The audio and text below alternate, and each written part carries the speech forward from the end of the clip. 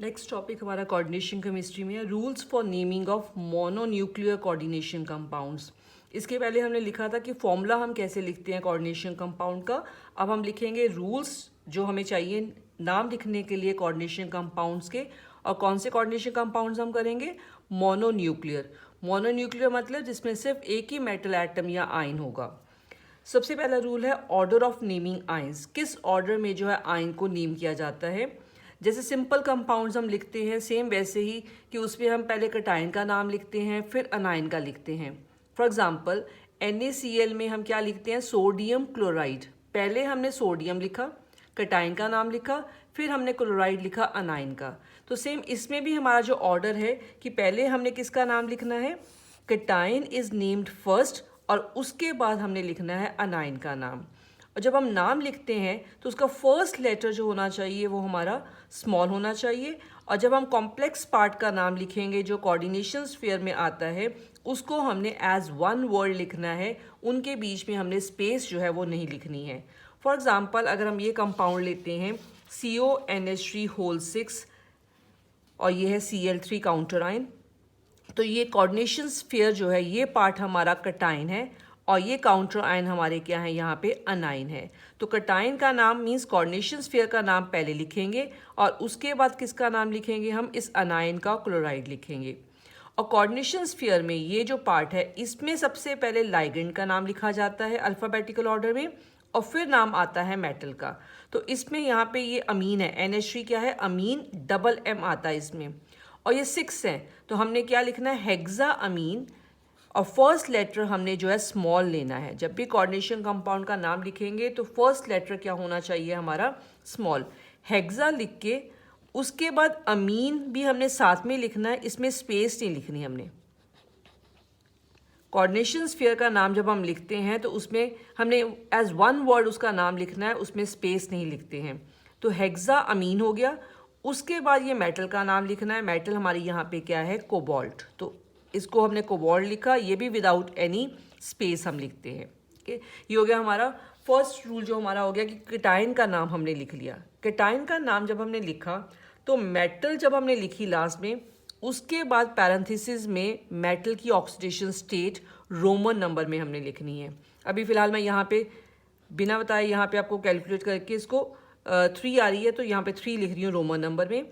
उसके बाद अनायन का नाम लिखना है, लेकिन अनायन में हम ये नहीं लिखते हैं कि 3 जैसे यहाँ पे Cl3 है तो हम ट्राइक्लोराइड नहीं लिखेंगे।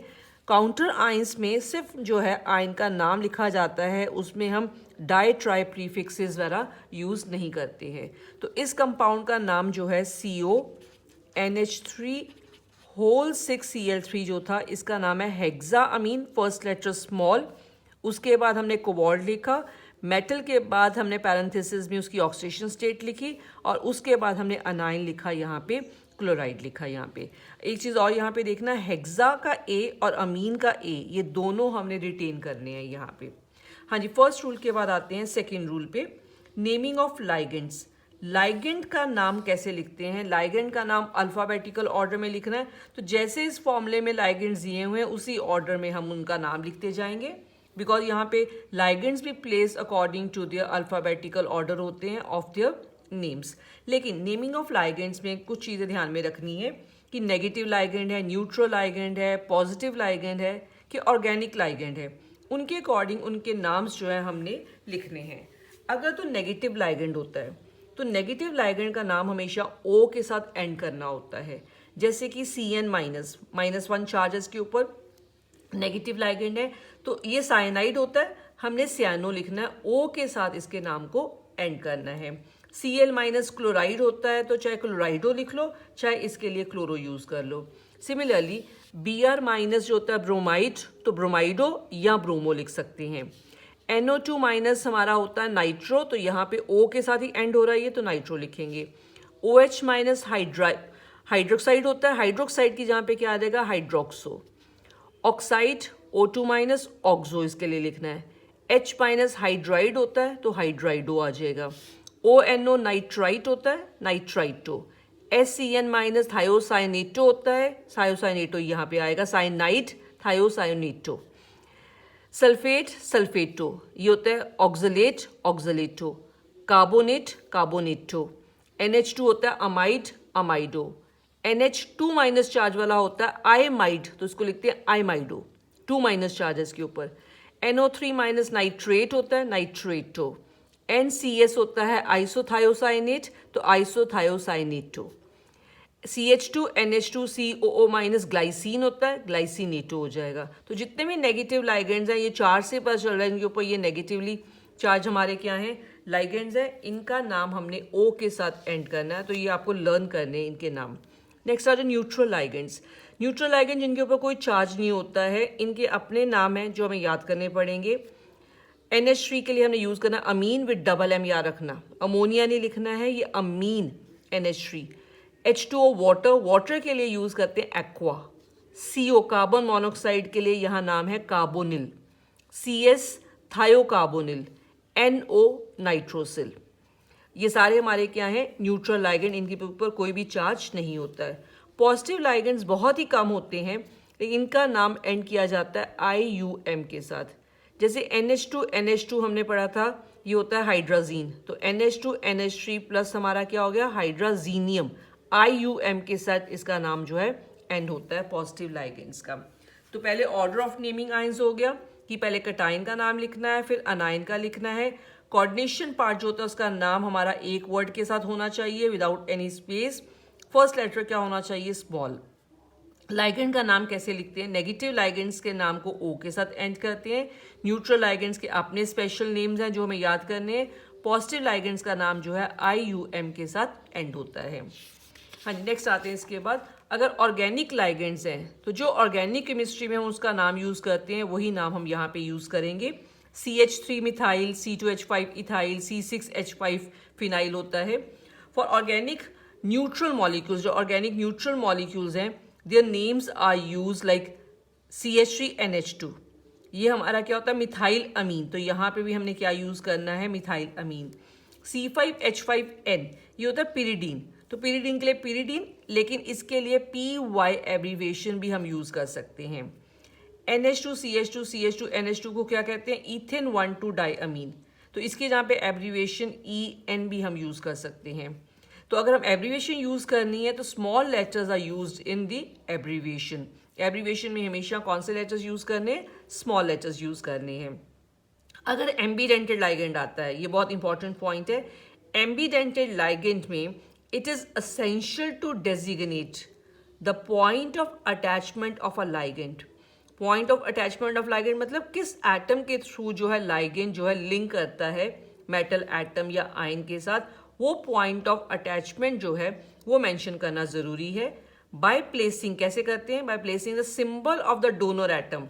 जो एटम मेटल के साथ लिंक करेगा उस मेटल एटम, उस लाइगेंड के जो एटम का नाम है, सिंबल है, वो हमने यहाँ पे मेंशन करना है after the name of the groups separated by hyphen. अब ये रूल देखो, एग्जाम्पल यहाँ पे हमारे पास है NH4 whole thrice, NH4 whole thrice, उसके बाद कोऑर्डिनेशन स्फीयर शुरू होता है।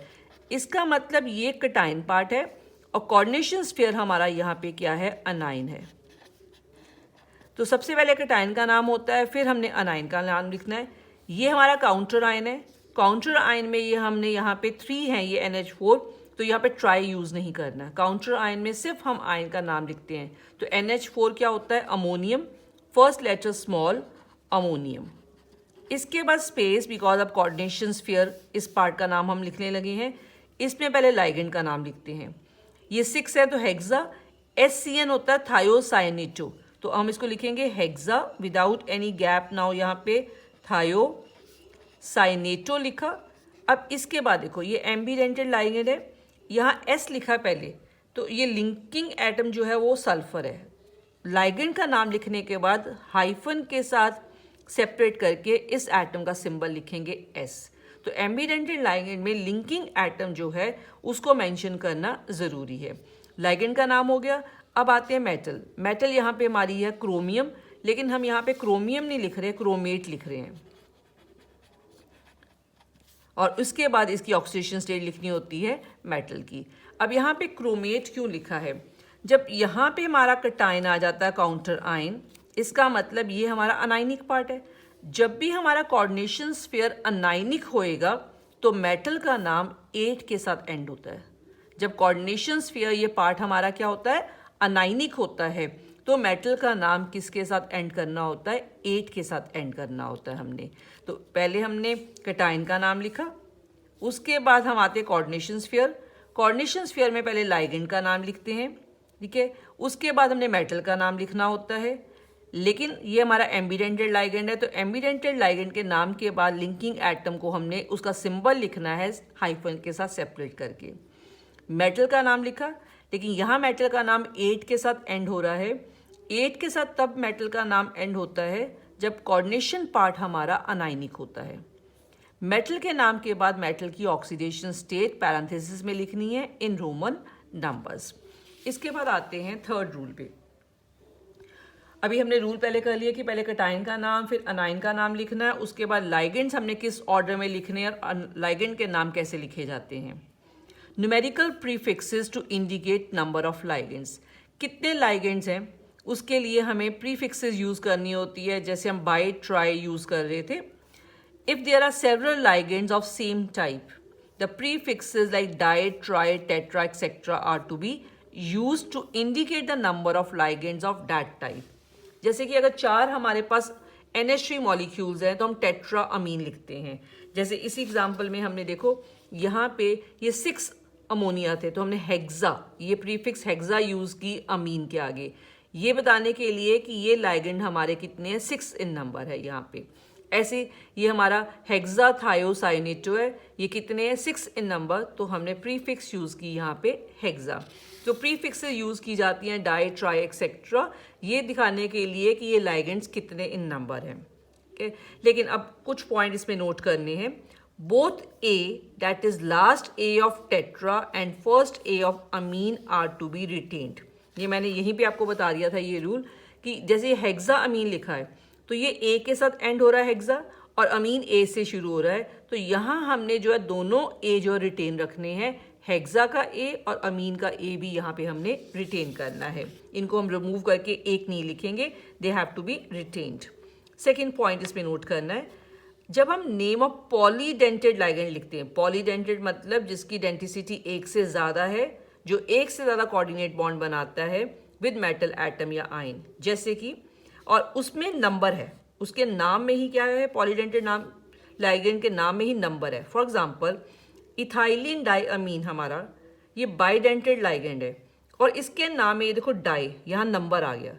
अगर पॉलीडेंटेड लाइगेंड के नाम में ही कोई नंबर आ जाता है, डाई, ट्राई एक्सेट्रा, तो इसके लिए हम जो है, अगर ये 2 हैं हमारे लाइगेंड तो हम डाई इथाइलिन डाइअमीन यूज नहीं करेंगे, अगर 3 है तो ट्राई इथाइलिन डाइअमीन यूज नहीं करेंगे।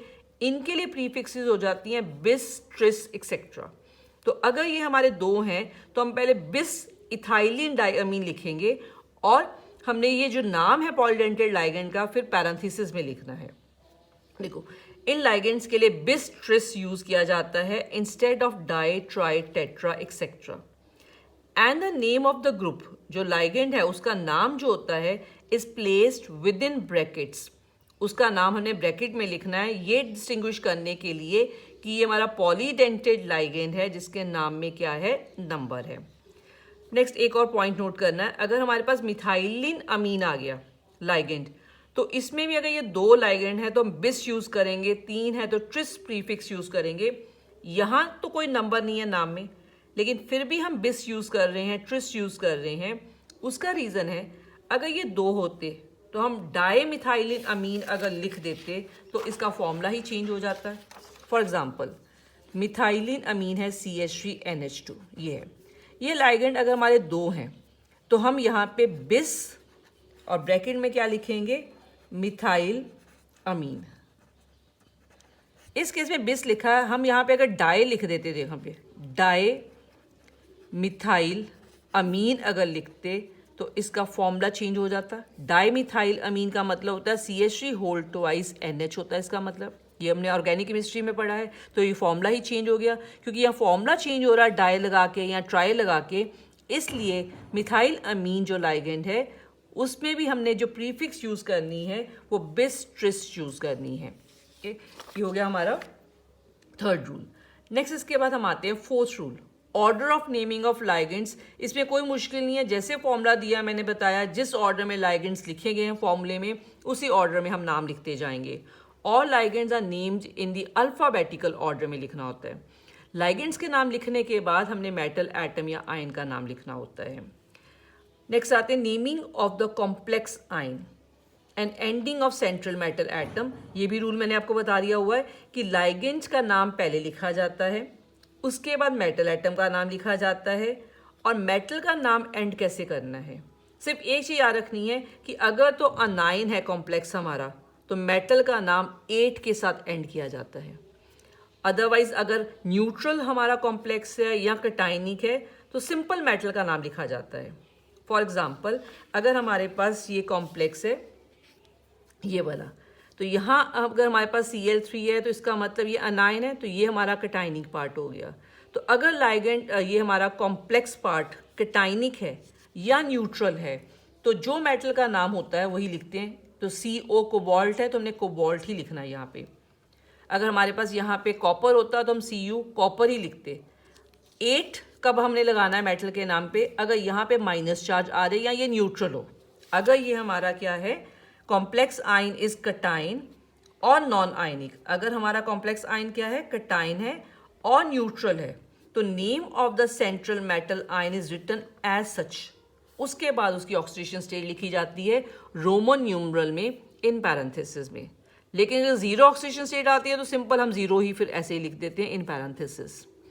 लेकिन अगर कॉम्प्लेक्स आयन अनाइन अगर हमारा हो गया तो सेंट्रल मेटल एटम का नाम 8 के साथ एंड करते हैं। उसके बाद followed by oxidation state of the metal in bracket without any space between them.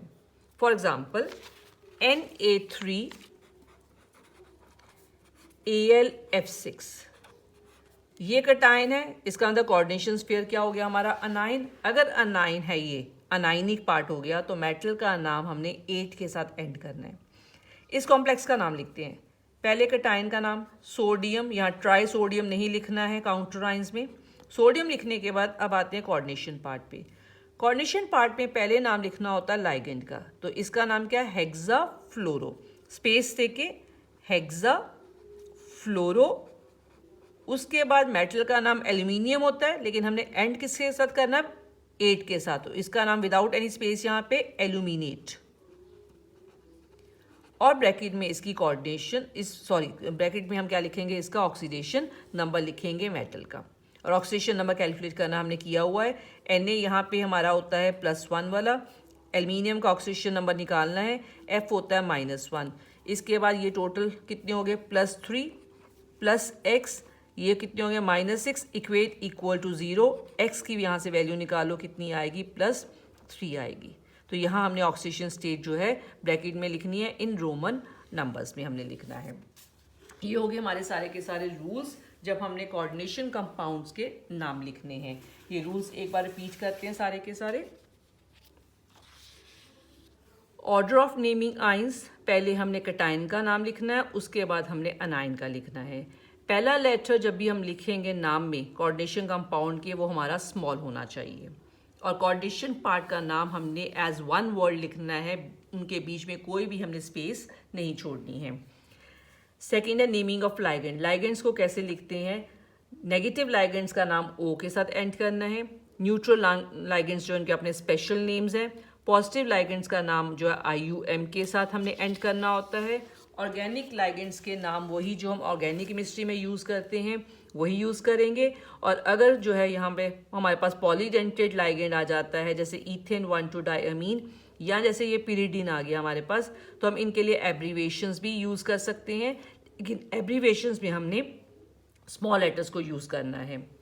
एम्बीडेंटेड ligand में जो एटम लिंक करता है मेटल एटम या आयन के साथ, उस एटम का जो है सिंबल भी मेंशन करना ज़रूरी है नाम में, और उसको हमने सेपरेट करना है by hyphen. For example SCN, इसका नाम है यहाँ पे SCN इज थायोसाइनेटो। थायोसाइनेटो में सल्फर लिंक कर रहा है, तो थायोसाइनेटो लिखने के बाद हमने लिंकिंग एटम का सिंबल S लिखा और इसको सेपरेट किया बाय हाइफन। अब इसके बाद है प्रीफिक्सेस यूज़ करने हैं लाइगेंड्स में। अगर 2 लाइगेंड एक जैसे हैं तो डाई यूज़ करेंगे, अगर 3 हैं तो ट्राई यूज़ करेंगे।